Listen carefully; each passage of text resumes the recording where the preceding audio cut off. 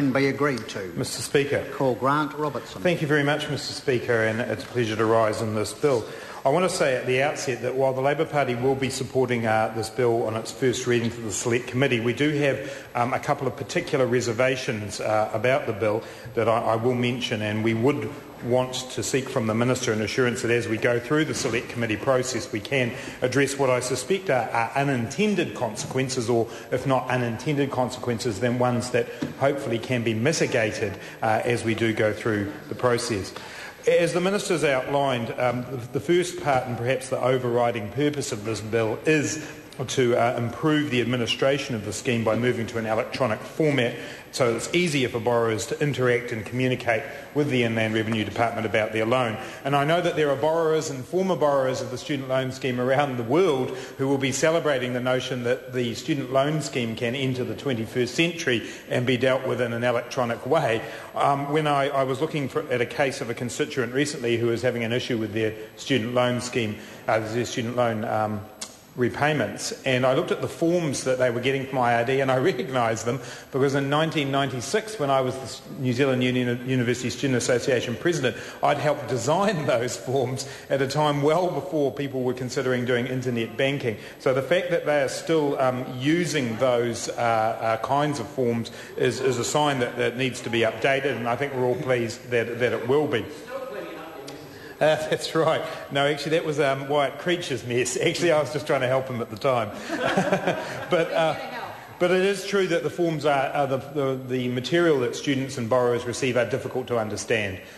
Anyone who's worked with, either been a student who's borrowed from the scheme or perhaps a parent of a student, will know that it's very difficult to know what balance people have. It's extremely hard to know what payments have been made. Deductions are made at different times of the year, and at the final part of a person's borrowing, when they actually come to believe they've paid off their loan, many times they haven't. They often have a small amount of money owing, which ends up attracting an enormous amount of penalty interest, and that all has to be wound back with huge amounts of paperwork in the process. So certainly on those grounds, this is a step forward, and it's something that the Labour Party welcomes as improving the experience of borrowers and of students and future borrowers. We also support the idea of aligning the penalty payments, as the Minister has just mentioned before. Anything that we can do, Mr Speaker, to encourage the repayment of loans by borrowers who are overseas is good. Far too much money borrowed and by people living overseas is not being paid back, and obviously the incentives that we can get in place to make that happen are a good thing. Mr Speaker, where we have more significant concerns is around the idea of moving from an annual assessment to the pay period assessment. And while I can certainly understand that this would simplify the process, it is going to have some negative consequences for people who are perhaps already borrowers or are currently students, and then who work during the holidays and manage to earn more than $367 a week, as many students will do during their holiday period, and they will then have a full and final payment made from their pay during a week period or whatever the pay period that they get is. This surely is not what we want, Mr Speaker. Students do tend to work in the holidays for long periods to save up money so that they can use that money when they're at university or polytechnic. If we are moving into a process whereby they will be having to make repayments on the basis of their weekly pay rather than an annual assessment whereby they possibly wouldn't even reach the $19,000 threshold, I don't think that's fair. I don't think that's the kind of thing the kind of incentive we actually want to be putting on students in their holiday period. There is far too many examples, Mr Speaker, of students who work very long hours during term time. Their studies suffer.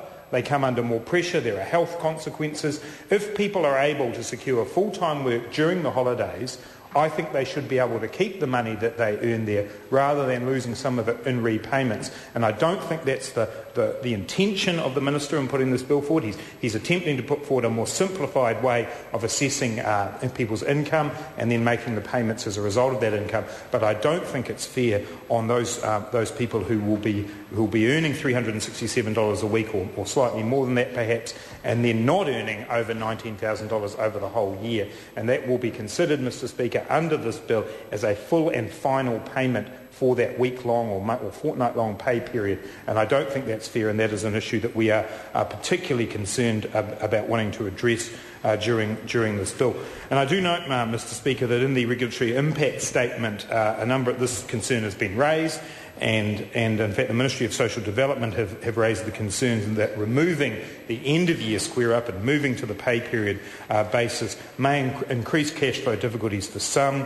It may make the scheme more affordable for others, but it may increase pressure on MSD for financial assistance.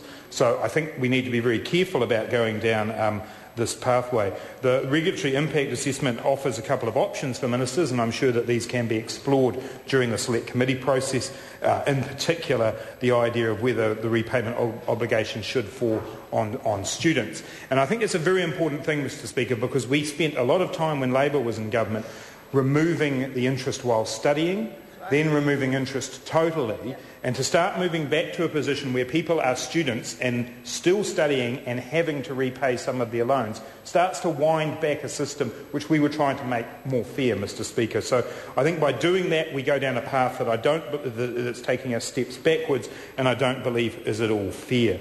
So, Mr Speaker, that particular provision is something that the Labor Party, as it stands, we oppose. We do think there is another option, which is the possibility of ring-fencing holiday work.